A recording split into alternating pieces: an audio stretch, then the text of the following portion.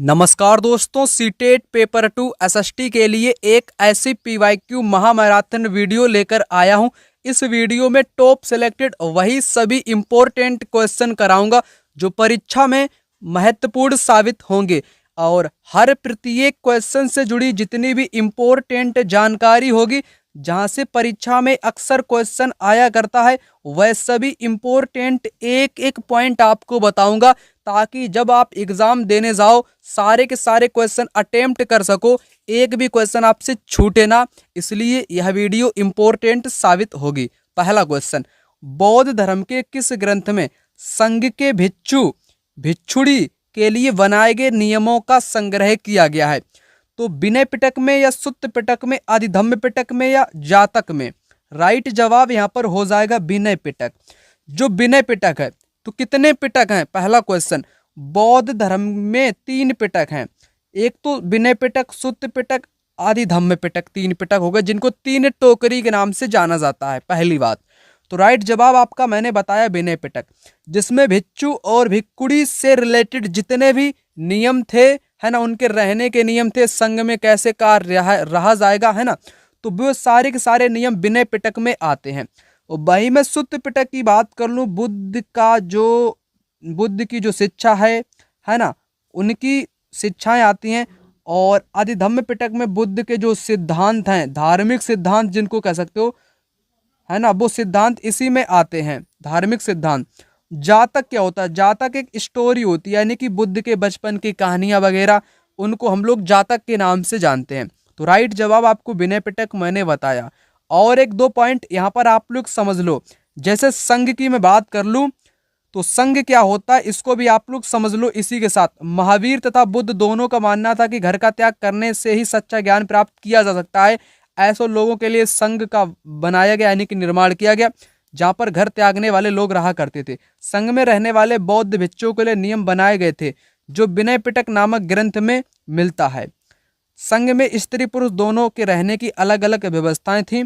तो विनय पिटक मैंने आपको बताया, यहीं से क्वेश्चन एग्जाम में आया है। और विनय पिटक से एग्जाम में एक दो क्वेश्चन और आए हैं। जैसे 2015 में आया था, विनय पिटक ग्रंथ निम्नलिखित में से किससे संबंधित है? तो बौद्ध संघ के नियम से संबंधित है। क्वेश्चन आप लोग यहाँ पर देख सकते हो, एग्जाम में क्वेश्चन आया हुआ है, इसलिए मैंने आपको यहाँ पर बताया। ठीक, उसके बाद एक और क्वेश्चन आया है 2016 में। विनय पिटक एक ग्रंथ है जो अभिलेखित करता है, तो बौद्धों के नियम से रिलेटेड है। देखो मैंने क्वेश्चन आपको कराया, ये भी क्वेश्चन एग्जाम में आया हुआ है। उसके बाद और भी क्वेश्चन यहाँ पर आए हुए हैं। क्वेश्चन तो आप लोग यहाँ पर लगातार देख ही पा रहे होंगे, है ना। तो ये सारे क्वेश्चन आपको मिलेंगे कहाँ? तो नोट्स आप लोग ले लेना, वहीं पर आपको सारी कंप्लीट नोट्स मिलेगा। हिस्ट्री, ज्योग्राफी, पॉलिटी, है ना, कंप्लीट मिलेगा। और नोट्स की सबसे बड़ी विशेषता रहेगी, इसमें पीवाईक्यू दिए गए हैं 2011 से अब तक के, chapter wise complete history, geography, polity. Number आपकी स्क्रीन पर शो हो रहा होगा, इस नंबर पे आप लोग कॉल या व्हाट्सएप पर मैसेज करना। जितने भी लोग पहली बार इस वीडियो को देख रहे हो, तो नोट्स आपके पास अवश्य रूप से होने चाहिए, ताकि कोई भी दिक्कत का सामना आपको ना ही करना पड़े। चलिए अब आगे मैं बात कर लेता हूँ। आगे यहाँ पर क्वेश्चन आपकी स्क्रीन पर है, वह व्यक्ति क्या कहलाते हैं जो ऐतिहासिक वस्तुओं का अध्ययन करते हैं? उनको हम लोग पुरातत्वविद कहते हैं। वहीं इंग्लिश में पुरातत्वविद के लिए एक शब्द आता है आर्कोलॉजिस्ट, है ना, आर्कोलॉजिस्ट जिसको बोलते हैं। तो पुरातत्वविद यानी कि वो एक प्रकार का इतिहासकारी उसको कह सकते हो, जो खोजबीन करता रहता है ना। उसके बाद मैं आगे बात कर लेता हूँ। यहाँ पर इस क्वेश्चन को समझना बड़ा ही इंटरेस्टिंग है। अभिकथन और कारण से चोल राजा राजेंद्र प्रथम ने अपनी राजधानी में शिव मंदिर का निर्माण करवाया। उसने पराजित शासकों से जब्त की गई उत्कृष्ट प्रतिमाओं से इन्हें भर दिया। राजेंद्र प्रथम का समकालीन गजनी के सुल्तान महमूद ने भारतीय उपमहाद्वीप में अपने अभियानों के दौरान पराजित राजाओं के मंदिर के धन और मूर्तियों को लूटा। आपको पता होगा 1025 में वही मोहम्मद सुल्तान महमूद गजनी, जिसने सोमनाथ मंदिर को लूटा था। किस मंदिर को? सोमनाथ के मंदिर को एकदम तहस नहस कर दिया था। और इसने अपनी सारी संपत्ति सोमनाथ मंदिर वाली अपने राज्य यानी कि राजधानी बनाने में खर्च कर दी। इतने रईस मंदिर हुआ करते थे उस दौरान में अपने भारत में। तो सही बात है ये वाली। और मध्ययुगीन जो लड़ाइयाँ वगैरह हुआ करती थी, है ना, ये अक्सर ये उपासना स्थल यानी कि मंदिर पर ही आक्रमण करते थे और उनको लूट लिया करते थे, मंदिर को ही निशाना बनाते थे। इसलिए थर्ड वाला यहाँ पर राइट जवाब हो जाएगा। और मैं बात करूं इस टाइप के क्वेश्चन से, परीक्षा में 10 से 12 क्वेश्चन तो आ ही चुके हैं, वो भी अलग अलग प्रकार से आए हुए हैं। अब आपको यहाँ पर एक मौका मिलेगा कि अलग अलग प्रकार से कैसे क्वेश्चन आए हुए हैं आपको देखने का। तो चलिए आपको क्वेश्चन दिखाने की बात यहाँ पर करता हूँ। यहाँ पर सबसे पहले आपको बताऊं चोल मंदिर के बारे में। तो राजराज प्रथम और राजेंद्र प्रथम द्वारा बनाए गए तंजावुर और गंगईकोंड चोलपुरम में बड़े मंदिर स्थापत्य और मूर्ति कला के दृष्टि से एक चमत्कार मंदिर थे। और जो मंदिर थे ना, ये सामाजिक आर्थिक जीवन के केंद्र थे। कांस्य प्रतिमाओं से बने थे, देवी देवताओं की मूर्ति थी और कुछ भक्तों की भी मूर्तियां यहाँ पर बनाई गई थी। उनसे रिलेटेड क्वेश्चन भी देख सकते हो, चोल मंदिर से तमाम क्वेश्चन आए हुए हैं। जो मैं आपको बताने वाला था वह आप लोग देखो। चोल मंदिर के विषय में सी सही है। चोल मंदिर आर्थिक सामाजिक जीवन के केंद्र बिंदु थे, ये तो आपको बताया। शत्रु द्वारा आक्रमण के मुख्य लक्ष्य मंदिर थे, मंदिर को ही लूटते थे क्योंकि मंदिर शक्ति और संपत्ति को दर्शाते थे या निरूपित करते थे। शासक हमेशा मंदिर और मस्जिद का निर्माण क्यों कराते थे? भगवान के साथ अपने संबंध स्थापित करने के लिए, शक्ति और वैभव प्रदर्शन करने के लिए, पुजारी वर्ग को संतुष्ट करने के लिए। ABC यहाँ पर हो जाएगा। मैं आपको यहाँ पर बताने वाला था, क्या बताने वाला था, क्वेश्चन तो मैंने आपको करा ही दिया।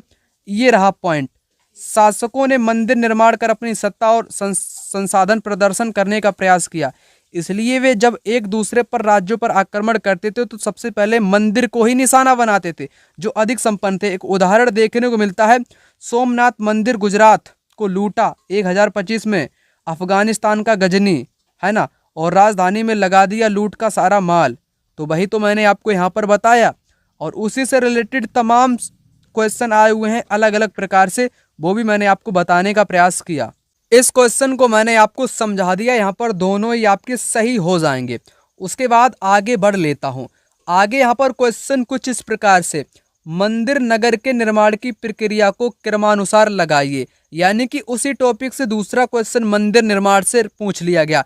मंदिर का निर्माण कैसे होता है, उसके आसपास नगर कैसे विकसित होता है, आपको बताना है क्रम से। तो सबसे पहले मंदिर बनेगा। मंदिर बनाने के लिए शासक मंदिरों को भूमि एवं धन अनुदान देते हैं, तभी तो उस जमीन पर मंदिर बनेगा। तो सी सबसे पहले आएगा, सी थर्ड में है और ए में है, बाकी कोई आपको यहाँ पर काट देना है। जैसे ही मंदिर बनेगा ना, उसके बाद तीर्थयात्री मंदिर को जाते दान दक्षिणा दिया करेंगे। ए इसमें भी है, इसमें भी है। उसके बाद धीरे धीरे मंदिर के जो कर्ता धर्ता है मंदिर के धन को व्यापार और साहूकार में लगाएंगे, है ना, साहूकार में लगाएंगे। बड़ी संख्या में पुरोहित, पुजारी, कामगार, व्यापारी मंदिर के पास बसते जाएंगे। क्या जवाब होगा इस क्वेश्चन का, आपको यहाँ पर बताना है। तो थर्ड वाला ही जवाब हो जाएगा। बी सबसे लास्ट में आएगा क्योंकि लोग लास्ट में बसेंगे जब मंदिर का पूर्णतः निर्माण हो जाएगा। ठीक, तो उसके बाद मैं बात कर लेता हूँ अगले क्वेश्चन की। आपने समझ लिया होगा 18वीं सदी में क्षेत्रीय संस्कृतियों के विकास के बारे में। यह स्थानीय परंपराओं, अन्य भागों के विचारों के आदान प्रदान से संपन्न हुई थी। जैसे आपका कोई क्षेत्र है या आप गांव में रहते हो या शहर में रहते हो, उसकी कुछ प्रमुख विशेषताएं होती हैं, वही एक प्रकार से स्थानीय परंपरा होती है। जैसे आपके गांव में कोई परंपरा चली तो वो आप ही के क्षेत्र में विकसित रहेगी क्योंकि लोगों के विचार उसमें समाहित हैं, आदान प्रदान समाहित है। उसी प्रकार एक उदाहरण देखने को मिलता है जगन्नाथ का। जगतनाथ कह लो या जगन्नाथ, जो कि उड़ीसा में भगवान जगन्नाथ जिनको बोलते हैं, ये एक स्थानीय देवता थे। कौन थे? ये पहले स्थानीय देवता थे, बाद में चलकर ये जगन्नाथ बन गए, है ना, ऐसा बताया गया है किताब में। तो सही बात है, ये एक क्षेत्र में विशेष स्थानीय परंपरा होती है। जैसे आपके गांव में कोई विशेष हो सकती है परंपरा, वह परंपरा दूसरे क्षेत्र में नहीं हो सकती, इसलिए वो विशेष ही क्षेत्र में होती है। यह सदैव राजनीतिक सीमाओं से बंधी थी, बंधी नहीं थी, लोग इसमें स्वतंत्र रहते हैं, कोई भी विचार किसी के बंधे नहीं होते हैं। सी तो हर हालत में गलत है, सी हटा लो। ए भी इस क्वेश्चन को राइट आंसर हो जाएगा, है ना, ए एंड बी राइट जवाब हो जाएगा। उसके बाद यहाँ पर आप लोग देखो, कबीर ने उनके समय के औपचारिक धर्मों को चुनौती दी, यहाँ पर आपको बताना है। तो पुजारी वर्गों का उपहास कबीरदास ने उड़ाया था। उन्होंने किसी की भाषा को नहीं अपनाया, इन्होंने अपनी खिचड़ी भाषा यानी कि पंचमेल खिचड़ी जिसको बोलते हैं, निराकार परमेश्वर की निंदा भी नहीं करी, बल्कि निराकार की भक्ति गीत इन्होंने गाए। धर्म विधि के माध्यम से मुक्ति का उपदेश, धर्म विधि तो इन्होंने अपनाए ही नहीं, इन्होंने कहा कि अपने भीतर ही डुबकी मारो, है ना। तो डुबकी मारो का मतलब ये नहीं कि समुद्र में जाओ और गिर जाओ, यानी कि अपने भीतर ही परमात्मा को प्राप्त कर लो। कोई मंदिर मस्जिद में जाने की कोई ज़रूरत नहीं है, पत्थर के सामने कोई माथा टेकने की ज़रूरत नहीं है, ऐसा कबीरदास ने बताया। भाई आपको बता रहा हूँ, है ना। तो पहला वाला इन्होंने पुजारी वर्ग का बहुत मजाक उड़ाया कि तुम ठीक समझ गए होगे। उसके बाद आगे बढ़ जाता हूँ। यहाँ पर क्वेश्चन है कुछ इस टाइप से, अंग्रेज़ों ने नील की खेती की, बिल्कुल की, जमैका में की, भारत में भी की, कैरिबाई द्वीप में भी की, वेनेजुला में भी की। क्या होगा इस क्वेश्चन का जवाब? यहाँ पर इस क्वेश्चन को थोड़ा देख लेते हैं, फिर आपको बताता हूँ। क्योंकि अंग्रेज़ों ने भारत में भी की थी, जमैका में भी की थी, ए और बी किसमें है, ए और बी इसमें है, कैरियाई द्वीप समूह में भी की थी दोस्तों, है ना। भारत में भी की थी, आपको पता होगा नील उगाते थे, तभी तो भारत को गुलाम बना लिया धीरे धीरे नील उगाते उगाते। तो ए भी तो यहाँ पर हो ही जाएगा। और ये दो चीज़ें हैं वो भी एनसीईआरटी में बताई गई हैं। एक बार मैं यहाँ पर आपको अच्छे ढंग से एक बार बता दूं, तभी मैं आपको यहाँ पर अच्छे ढंग से बता पाऊंगा। यहाँ पर आप लोग एक चीज़ देखने का प्रयास करना, कैरिबाई द्वीप समूह में स्थित डाम्यूग्यू में फ्रांसीसी, यानी कि अगर यहाँ पर लिखा ना कैरियाई द्वीप समूह, तो अंग्रेज़ों ने नील की खेती करने लगे। सी भी यहाँ पर सही हो जाएगा। अगर मैं एनसीईआरटी की बात करूँ, यहाँ पर साफ लिखा हुआ है पॉइंट, जो कि फ्रांस में पड़ता है, ठीक, फ्रांस में आपका पड़ता है। ब्राज़ील में पुर्तगालियों ने किया, नहीं नहीं, एक डाउट, हाँ हाँ, यही तो डाउट कंफ्यूज करता है आप सभी लोगों को। जैसे यहाँ पर लिखा है अंग्रेज़ों ने नील की खेती करी, पुर्तगाली ने करी थी ब्राज़ील में, जमैका में ब्रिटिश ने करी, ठीक। और ब्रिटिश का मतलब वही अंग्रेज़ जिन्होंने भारत में की, तो जमैका और भारत यहाँ पर हो जाएगा। आप लोग कंफ्यूज हो जाओगे, कैरिबाई द्वीप समूह में खेती किसने की थी, तो कैरिबाई द्वीप समूह में फ्रांसीसी लोगों ने की, फ्रांसीसियों ने खेती नील की करी। और ब्राज़ील में पुर्तगालियों ने करी, वेनेजुला में स्पेनिश ने करी, यहाँ पर लिख दूँ, वेनेजुला में स्पेनिश लोगों ने खेती की, और कैरिबाई द्वीप में फ्रांसीसी लोगों ने खेती की। जमैका और भारत ब्रिटिश यानी कि अंग्रेज़ों ने नील की खेती करी। तो अंतर आपको पता होना चाहिए, तभी तो मैं आपको कह रहा था कि आपको कुछ चीज़ बताना चाहूँ, क्योंकि उस समय मेरे को यहाँ पर याद नहीं आ रही थी, ताकि मैं आपको अच्छे ढंग से सारी चीज़ें बता सकूँ। मैं ऐसा प्रयास करता हूँ कोई चीज़ आपसे छूटे ना, ठीक। तो इतनी चीज़ आपको पता होनी चाहिए, इसीलिए ए एंड बी इस क्वेश्चन का जवाब यहाँ पर हो जाएगा। अगला क्वेश्चन यहाँ पर कुछ इस प्रकार से दिया गया है, शिक्षा के माध्यम पर महात्मा गांधी के विचार यहाँ पर दिए गए हैं। गांधी की दृढ़ मान्यता थे कि शिक्षा केवल भारतीय भाषाओं में ही दी जानी चाहिए, बिल्कुल सही है। महात्मा गांधी भारतीय भाषाओं के पक्ष में थे। अंग्रेजी में शिक्षा भारतीयों को अपनी ही भूमि पर अजनबी बना रही थी, सही बात है। तो इनकी बातें दोनों सही यहाँ पर हो जाएंगी, है ना, गांधी जी के बारे में। तो यहाँ से अन्य प्रकार के भी एग्जाम में क्वेश्चन आए हुए हैं। जैसे मैं सबसे पहले आपको कंसेप्ट बता दूं, अंग्रेजी शिक्षा ने गुलाम बना दिया, महात्मा गांधी का कथन है। महात्मा गांधी का कहना था औपनिवेशिक शिक्षा ने भारतीयों के मस्तिष्क में हीनता का बोध पैदा कर दिया। इसके प्रभाव में आकर यहाँ के लोग पश्चिमी सभ्यता को श्रेष्ठ मानने लगे हैं और अपनी संस्कृति के प्रति उनका गौरव भाव नष्ट हो गया है। महात्मा गांधी ने कहा कि इस शिक्षा में विष भरा, यानी कि जहर भरा है। महात्मा गांधी ने कहा कि अंग्रेजी जो शिक्षा है उसमें विष भरा है, जहर भरा है। और उसके बाद महात्मा गांधी एक ऐसी शिक्षा के पक्षधर थे जो भारतीयों के भीतर प्रतिष्ठा और स्वाभिमान का भाव पुनर्जीवित कर सके, है ना। महात्मा गांधी का मानना था कि शिक्षा से केवल भारतीय भाषाओं में ही दी जानी चाहिए, केवल भारतीय भाषाओं में दी जानी चाहिए। भाई तो यहाँ पर मैंने आपको बताया ये वाला पहला वाला स्टेटमेंट। सामाजिक परिवेश काट दिया है, अंग्रेजी शिक्षा ने अपाहिज कर दिया है, अजनबी बना दिया है, अजनबी बना दिया है। तो वही यहाँ पर भी लिखा है अजनबी बना दिया है, भाषाओं में देनी चाहिए, ठीक। तो इसलिए दोनों सही हैं। और मैंने आपसे कहा कि कुछ महत्वपूर्ण चीज़ें और आपको बताऊंगा इनसे रिलेटेड। तो इनसे रिलेटेड देखता हूँ क्या क्या क्वेश्चन आया हुआ है। एक तो महात्मा गांधी और टैगोर वाला एग्ज़ाम में आता है ना, ये आप लोग देख सकते हो। क्वेश्चन जो मैंने आपको कराया वह क्वेश्चन आपको नोट्स में यहाँ पर मिल जाएगा, इसलिए नोट्स आप लोग ले लेना अभी तक आपने नहीं लिया है। उसके बाद ये वाला देखो आप लोग क्वेश्चन जो मैंने आपको कंसेप्ट बताया, यहाँ पर ऐसा कर देता हूँ थोड़ा थोड़ा, हाँ इतना। अब इतने क्वेश्चन को देखो, फिर ऊपर वाले क्वेश्चन को देखो। आप लोग ईमानदारी से कमेंट करना, इस क्वेश्चन को देखो और इस क्वेश्चन को देखो, दोनों अलग अलग हैं। कंसेप्ट मैंने आपको बताया। महात्मा गांधी पश्चिमी शिक्षा के बारे में, गांधी भारत में पश्चिमी शिक्षा के विरुद्ध थे, सही बात है। वह सोचते थे कि औपनिवेशिक शिक्षा ने भारतीयों के मस्तिष्क में हीनता का भाव पैदा कर दिया, सही है। दोनों सही हो जाएंगे, यानी कि थर्ड सही हो जाएगा यहाँ पर, और यहाँ पर भी दोनों सही हो जाएंगे। दोनों क्वेश्चन अलग अलग हैं, दोनों के स्टेटमेंट अलग अलग हैं, परंतु उसी से कहीं मतलब कि घुमा के आया है जो कंसेप्ट मैंने अभी आपको बताया है, इसलिए दोनों क्वेश्चन मैंने आपको एक साथ दिखा दिया, ठीक। और उनसे मिलान से भी एग्ज़ाम में क्वेश्चन आया करता है। तो भलाई इसी में आप लोग नोट्स लेकर के अच्छे ढंग से तैयारी करो, ताकि बार बार झंझट में आप लोग ना पढ़ सको। उसके बाद अगला यहाँ पर आप लोग देखो, हेनरी ड्रेजियो निम्नलिखित में से कौन से सुधार आंदोलन के नेता थे? तो यंग बंगाल आपने सुना होगा, है ना। और स्वाभिमान आंदोलन, पेरियार, अलीगढ़ आंदोलन एक मुस्लिम व्यक्ति का नाम है, उनसे रिलेटेड है। सिंह सभा आपके पंजाब यानी कि सिख संप्रदाय से रिलेटेड है। तो यंग वंग आंदोलन यहाँ पर राइट आंसर हो जाएगा। हेनरी ड्रोजियो एक प्रोफेसर थे, है ना, बंगाल मतलब कि एक यूनिवर्सिटी में, है ना।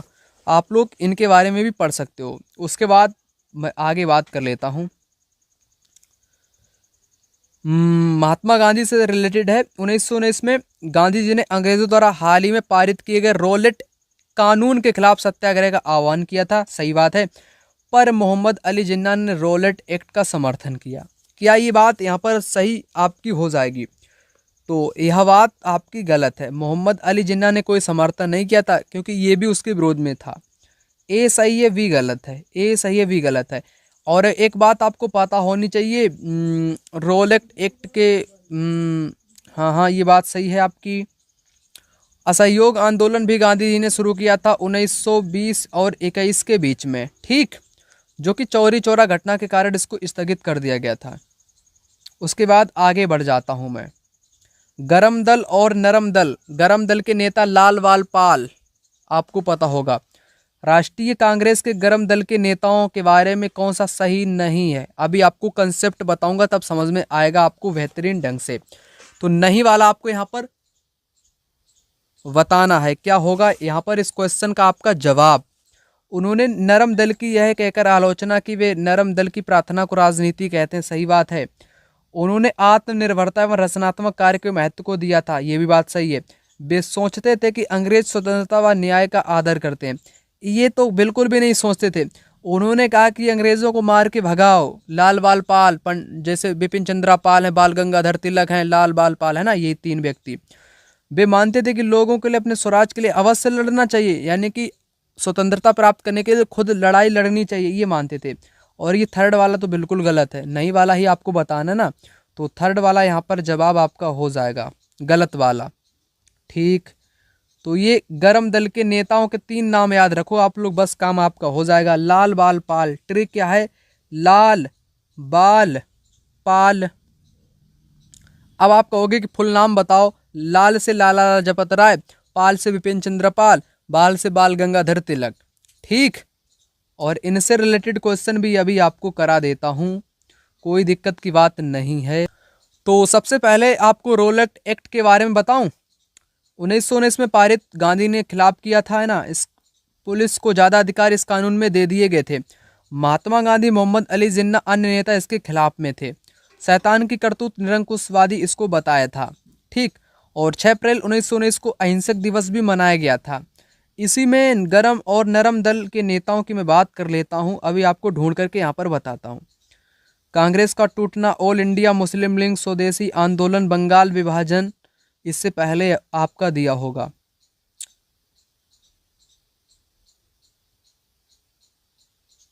यहाँ पर आप लोग देखो कांग्रेस के मध्यमार्गी नेता कौन थे। एक तो गरम थे, एक थे नरम। नरम का मतलब बिल्कुल नरम थे ये, जैसे उनसे कहो, नरम कहते थे कि अंग्रेज अच्छे हैं, न्याय करते हैं, ये वो, यानी कि अंग्रेजों की बड़ाई करते थे। और गरम, ये अंग्रेजों की ही आलोचना करते थे, है ना। ये बोलते थे कि खुद से लड़ाई लड़नी पड़ेगी। वही सारी जानकारी यहाँ पर बताई गई है। ठीक, तो स्वतंत्रता हमारा जन्मसिद्ध अधिकार है, किसका नारा है? तो बाल गंगाधर तिलक का नारा है। बंगाल में बिपिन चंद्र पाल, पंजाब में लाला लाजपत राय और महाराष्ट्र में बाल गंगाधर तिलक जैसे नेता आमूल परिवर्तनवादी उद्देश्य और पद्धतियों का अनुरूप काम करने लगे थे, है ना।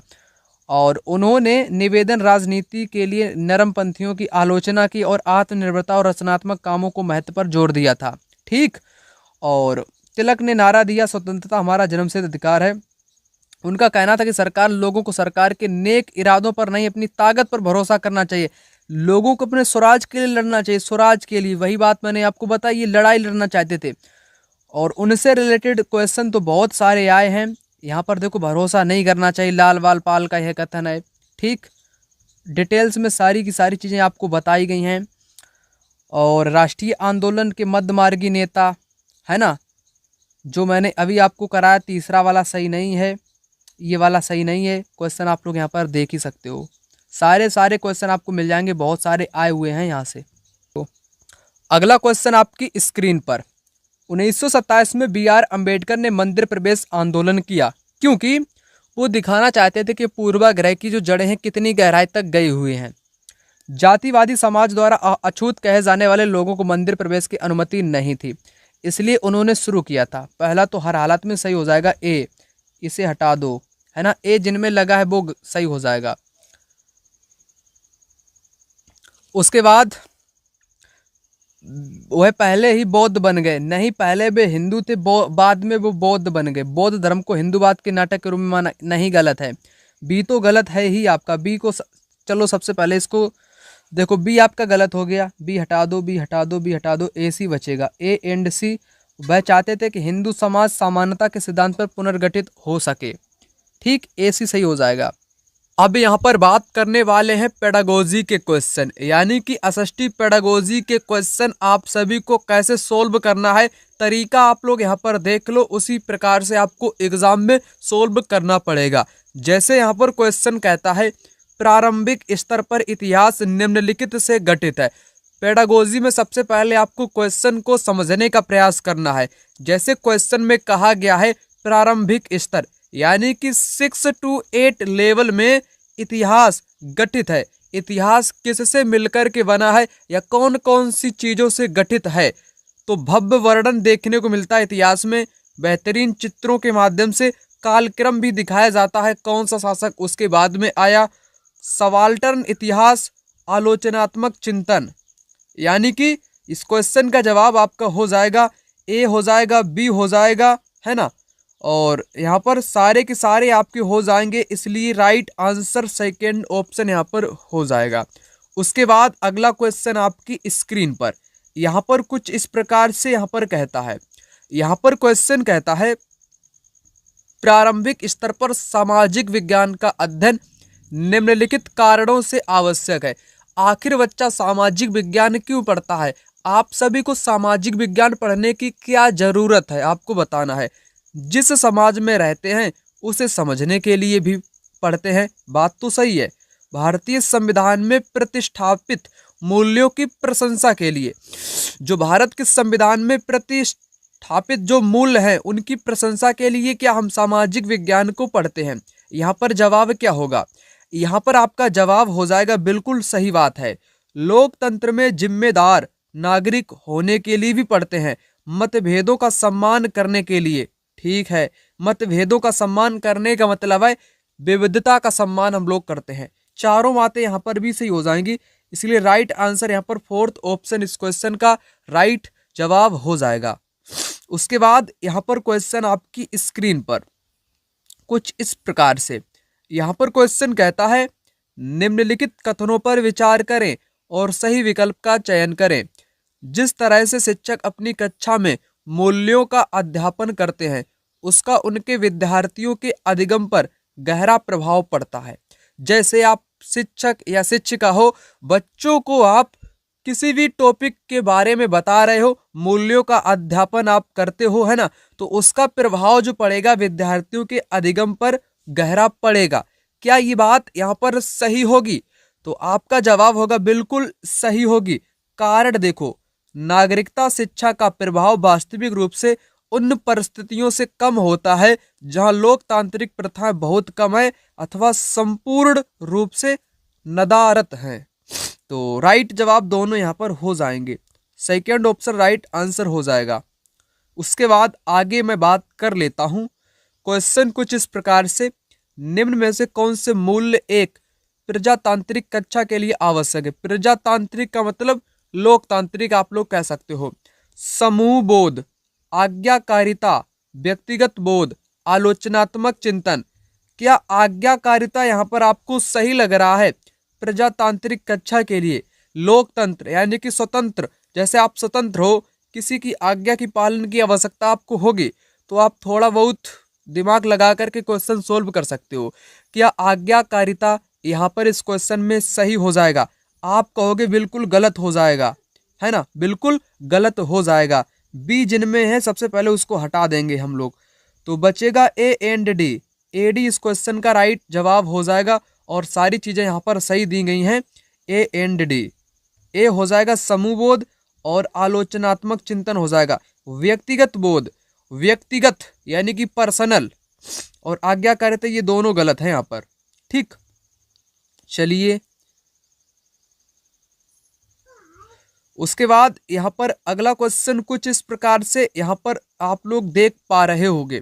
यहाँ पर क्वेश्चन कहता है, एक शिक्षिका अपने छात्रों को किसी स्थान की स्थिति के बारे में कैसे पता लगाए? विषय पढ़ाना चाहती है, निम्न में से कौन सी शिक्षण सामग्री उपयोग में लाई जा सकती है या प्रयोग करना चाहिए? देखो, ये क्वेश्चन जो आपसे पूछे जाते हैं डायरेक्ट एनसीईआरटी से ही पूछे जाते हैं। इनका कोई वैसा पेडागोजी का सिलेबस नहीं है, स्थायी सिलेबस नहीं है कि क्वेश्चन यहीं से आएगा। क्वेश्चन पूछने का तरीका आप लोग समझ सकते हो, जिसके जरिए आप परीक्षा में क्वेश्चन कर पाओगे। यहाँ पर एक शिक्षिका है या शिक्षक है ना, किसी स्थान यानी कि स्थान कैसे पहचाने जाएंगे, बच्चों को पढ़ाना चाहती है, तो क्या क्या सामग्री की जरूरत पड़ेगी? ग्लोब की जरूरत तो पड़ेगी किसी स्थान को पता करने के लिए। विश्व का नक्शा, फिल्म, क्या फिल्म किसी स्थान को दिखाएगी? भारत का नक्शा। तो आपके मन में एक सवाल उठा कि फिल्म तो यहाँ पर हो नहीं सकता, फिल्म किसी स्थान की स्थिति के बारे में पता लगाएगी, यानी कि बच्चों को पढ़ाना है टीचर को, ना कि फिल्म। फिल्म उतना यहाँ पर सही नहीं लग रहा है, तो सी वाले को आप लोग सबसे पहले हटाओ। हटा दिया मैंने। सेकेंड वाला बचा यहाँ पर ए बी डी। तो ए बी डी इस क्वेश्चन का जवाब हो जाएगा। सिंपल सा क्वेश्चन। ग्लोब की जरूरत पड़ती है स्थान दिखाने के लिए, विश्व के नक्शे की जरूरत पड़ती है भारत के नक्शे में, अगर भारत का किसी भी क्षेत्र को दिखाना है या राज्य को बताना है, विश्व में किसी देश को बताना है, ग्लोब के माध्यम से बताना है उष्णकटिबंध कहाँ है, शीतोष्ण कहाँ है, ध्रुवीय क्षेत्र कहाँ है, तो फिल्म की कोई आवश्यकता नहीं होगी। इस टाइप से आपको क्वेश्चन करना पड़ेगा। ठीक, वीडियो को लाइक आप लोग कर देना, क्योंकि लाइक नहीं करते हो आप लोग, वीडियो देख लेते हो। उसके बाद यहाँ पर अगला क्वेश्चन कुछ इस प्रकार से यहाँ पर कहता है, प्रारंभिक स्तर पर सामाजिक विज्ञान की कक्षा में जेंडर विषय पर चर्चा करते हुए निम्न में से क्या शामिल किया जा सकता है? जेंडर, जेंडर जो होती है ना, लैंगिक बातें, वो अधिकतर महिलाओं के परिप्रेक्ष्य में ही की जाती हैं। महिलाओं के संघर्ष की कहानियां बता सकते हो, सही बात है, शामिल कर सकते हो। महिलाओं व पुरुषों की शैक्षिक भागीदारी के आंकड़े विभिन्न समाजों में प्रचलित जेंडर प्रथाओं की दर्शाता हुआ बाल पेपर हो जाएगा। ए और बी तो यहाँ पर सही होगा। ए और बी इसमें दिया नहीं गया, इसमें एक साथ है, सी भी यहाँ पर शामिल हो जाएगा। ठीक, तो सारी चीजें यहाँ पर आपकी सही दी गई हैं, इसलिए फोर्थ जवाब यहाँ पर हो जाएगा। उसके बाद अगला क्वेश्चन आपकी स्क्रीन पर कुछ इस प्रकार से यहाँ पर क्वेश्चन कहता है, भारतीय विद्यालय पाठ्यक्रम में नागरिक शास्त्र एक विषय के रूप में ब्रिटिश सरकार की शाही नीति का परिणाम था। और इस क्वेश्चन जो मैं आपको करा रहा हूं ये वाला, इस क्वेश्चन से अनेक क्वेश्चन बने हुए हैं, अनेक बने हुए हैं, 10 से 12 तो आ ही चुके हैं मेरी नज़र में। नागरिक शास्त्र अंग्रेजों यानी कि ब्रिटिश सरकार की शाही नीति का परिणाम था। भारतीय विद्यालय में नागरिक शास्त्र, ब्रिटिश राज्य के विरुद्ध भारतीयों में बढ़ती अनिष्टा को ध्यान में रखते हुए नागरिक शास्त्र लाया गया था, है ना। दोनों सही हो जाएंगे। ठीक, सही व्याख्या भी करते हैं। उसके बाद अगला यहाँ पर आप लोग देखो, जो कि कुछ इस प्रकार से यहाँ पर पूछा है, निम्नलिखित में से किस में कल्पनाशील सामाजिक विज्ञान के शिक्षक के कौशल श्रेष्ठ रूप से परावर्तित होते हैं। केवल शब्द आ जाए तो वो गलत होता है। ओनली इन नोटिस बोर्ड, परीक्षा के उद्देश्य के लिए संकल्पनाओं को सरल, परीक्षा का उद्देश्य भी गलत होता है। सभा असेंबली के समय तथा कथावाचन में, योजना बनाने एवं आकलन करने में, राइट जवाब हो जाएगा। इन प्लान डिजाइन एंड असेसमेंट।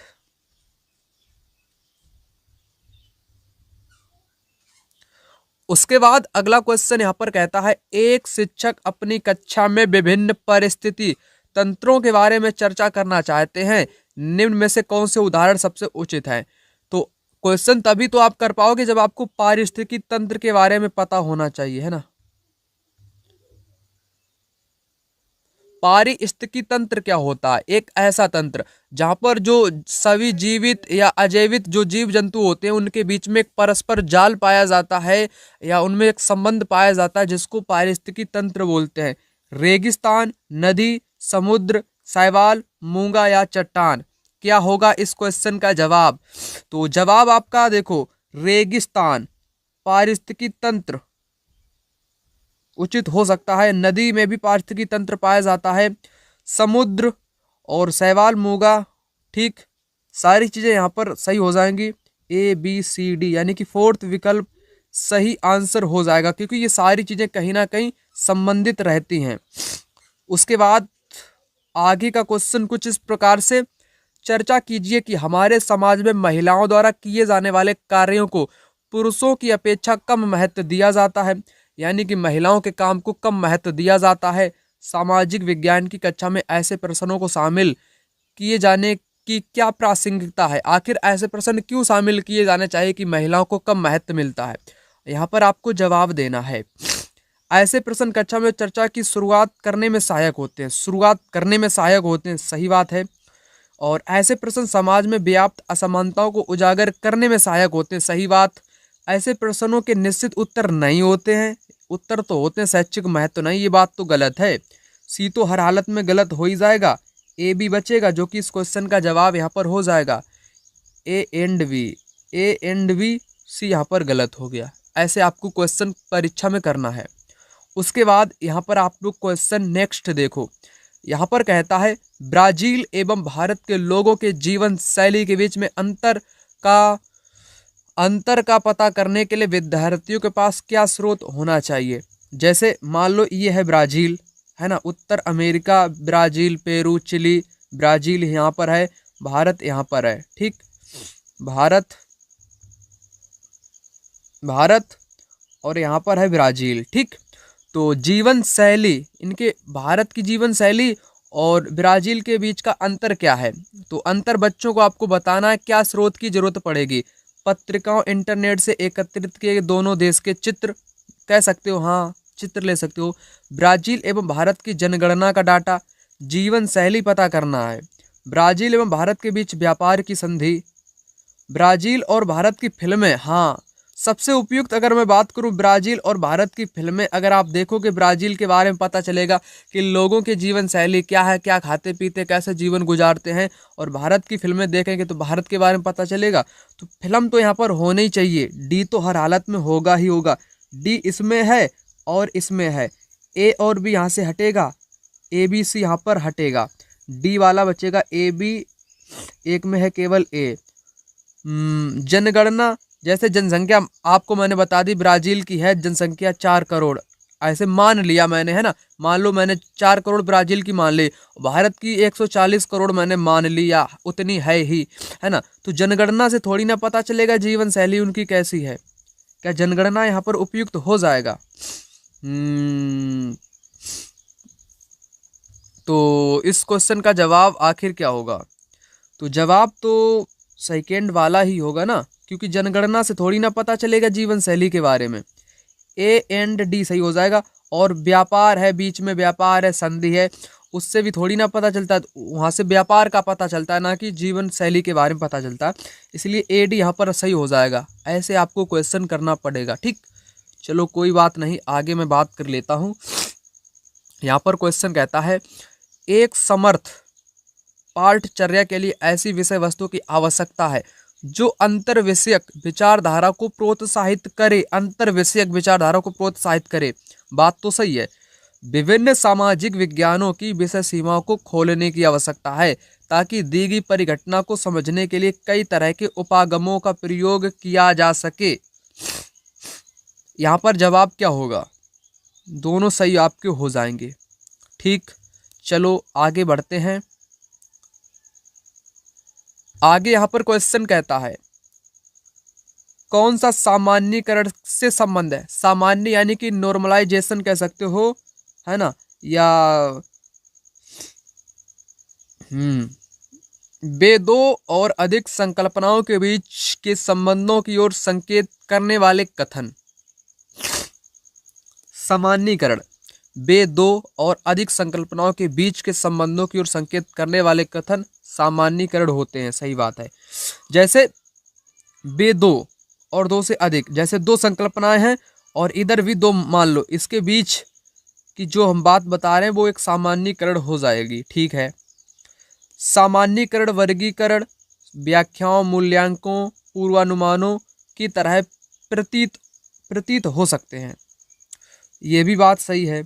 सामान्यीकरण का सही अथवा गलत की तरह मूल्यांकन नहीं किया जा सकता है। क्या ये बात यहाँ पर सही है? तो नहीं किया जा सकता, बिल्कुल किया जा सकता है। किया जा सकता है सही गलत की रूप में, है ना। यहाँ पर नहीं लिख दिया इसलिए गलत है। तो सी सबसे पहले आपको हटा देना है। जिन जिन में सी लगा होगा हटा दिया, बचेगा थर्ड वाला जवाब हो जाएगा। उनको समग्र रूप से नहीं समझा जा सकता है जब तक उनकी संगठन संकल्पनाओं को ना समझा जा सके। हाँ, पहले संकल्पनाओं को समझना पड़ेगा तभी सारी चीजें समझ में आएंगी। डी यहाँ पर सही हो जाएगा। ठीक, ए एंड बी डी सही, ए बी डी। ऐतिहासिक स्रोतों के बारे में पढ़ाते समय निम्नलिखित में से कौन से प्रश्न कक्षा में परिचर्चा के लिए प्रासंगिक हैं? यानी कि आप अध्यापिका या अध्यापक हो, बच्चों को सामाजिक विज्ञान पढ़ा रहे हो, उसी दौरान इतिहास का एक टॉपिक आ गया आपके सामने, स्रोत, ऐतिहासिक स्रोत, ऐसा आपको बताना है जो प्रासंगिक हो, चर्चा में हो। किसने विशिष्ट लेख लिखा? अभिलेख कब किया गया? क्या चित्र बनाने का कोई उद्देश्य था? तो यहाँ पर जवाब आपका क्या होगा? जवाब आपके तीनों हो जाएंगे, कोई दिक्कत की बात नहीं है। स्रोत के बारे में, विशिष्ट लेख किसने लिखा, है ना, कब लिखा, उद्देश्य क्या था, प्रासंगिक हैं।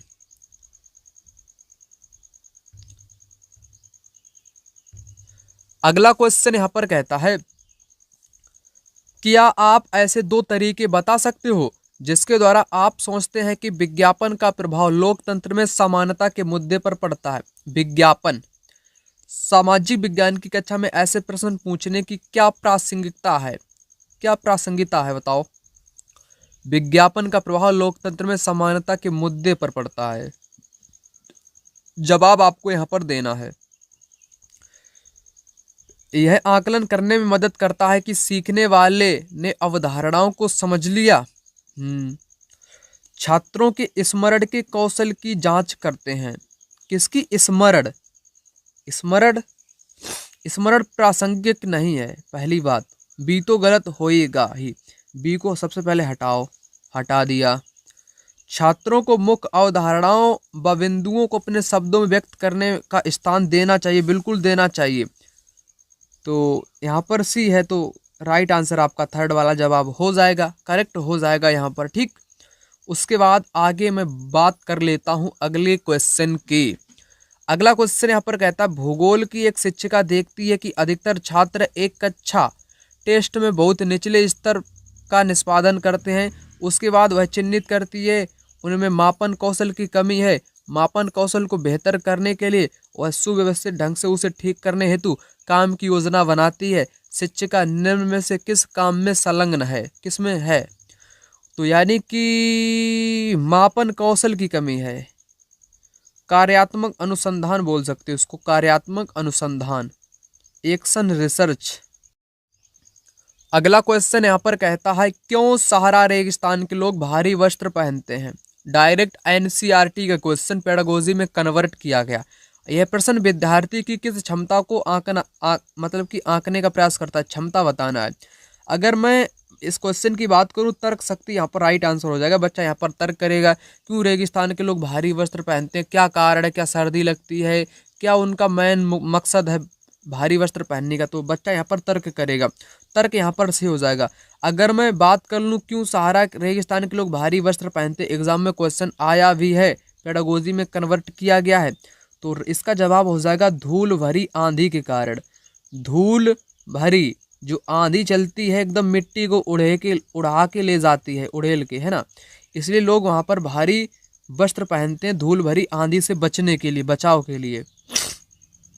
उसके बाद अगला क्वेश्चन आपकी स्क्रीन पर यहाँ पर कहता है, क्या कहता है, भूगोल पर मानक संदर्भित टेस्ट में निम्नलिखित में से कौन सी अभिकल्पना सर्वाधिक उपयुक्त होगी। प्रायोगिक, क्योंकि भूगोल में प्रैक्टिकल आप लोग करते आ रहे होंगे, है ना, हमेशा आपने प्रैक्टिकल फाइलें बनाई होंगी ज्योग्राफी में, बस ज्योग्राफी प्रैक्टिकल से ही रिलेटेड होती है, इतना तो आप सभी को मालूम ही होगा। उसके बाद अगला यहाँ पर है, आपके पड़ोस में भूमि का उपयोग किस प्रकार से हो रहा है, उसकी सूची बनाएं। यह प्रश्न विद्यार्थी की किस क्षमता को आंकने का प्रयास करती है। जैसे बच्चे से आपने बोल दिया कि बच्चा तुम जाओ अपने पड़ोस में, यानी कि गांव की भूमि है, भूमि का उपयोग कैसे हो रहा है, लोग खेत में क्या क्या बो रहे हैं, कौन सी फसल उगा रहे हैं, तो लिस्ट बना करके ले आओ फटाक से बच्चा।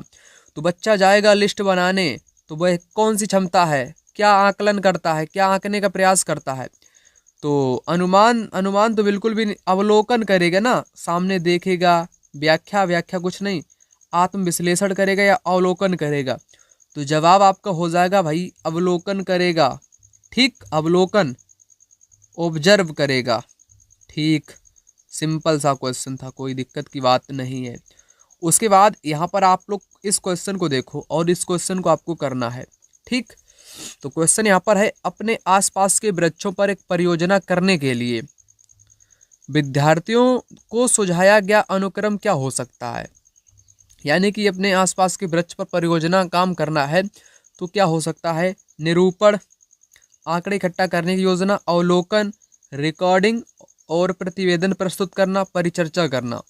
यहाँ पर 5 ऑप्शन दिए गए हैं, है ना, 5 मतलब कि 5 कथन दिए गए हैं, आपको राइट जवाब बताना है। क्या होगा इस क्वेश्चन का आपका जवाब,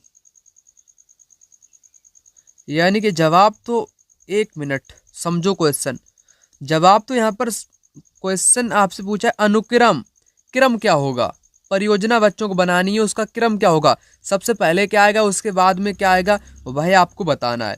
देखो सबसे पहले यहाँ पर आंकड़े इकट्ठे किए जाने की योजना बनाई जाएगी, सबसे 1 नंबर पे यही आएगी, यानी कि बी सबसे नंबर पे आएगा, बी इसमें दिया गया सेकंड में, तो सेकंड जवाब यहाँ पर आपका हो जाएगा, ठीक। और उसके बाद क्या होगा, उसके बाद होगा अवलोकन, यानी कि उस क्षेत्र का बच्चे वन वाले क्षेत्र का या वृक्षों वाले क्षेत्र का अवलोकन करेगा, ठीक। उसके बाद क्या होगा, उसके बाद रिकॉर्डिंग प्रतिवेदन प्रस्तुत करेगा 3rd नंबर पे। उसके बाद निरूपण करेगा इस क्षेत्र में क्या करना है, और लास्ट में क्या करेगा, परिचर्चा करेगा, ठीक। तो इस प्रकार से यहाँ पर क्वेश्चन आपका हो जाएगा सोल्व, क्रम में लगाना था। तो वीडियो आप लोगों के लिए यहीं तक है, इस वीडियो को अधिक से अधिक लाइक कर ही देना, और आप लोग सब्सक्राइब कर लेना, वीडियो को शेयर कर देना, और नोट्स आपने अभी तक नहीं लिया है तो नोट्स आप लोग ले लेना, इस नंबर पे कॉल करके 9696400597, इस नंबर पे आप लोग कॉल करना या व्हाट्सएप पर मैसेज करना। PDF फॉर्मेट में नोट्स कंप्लीट प्रोवाइड कराऊंगा, SST, हिस्ट्री, ज्योग्राफी, पॉलिटी, ठीक, और चैप्टर वाइज PYQ भी उसी में आपको सारे के सारे मिल जाएंगे।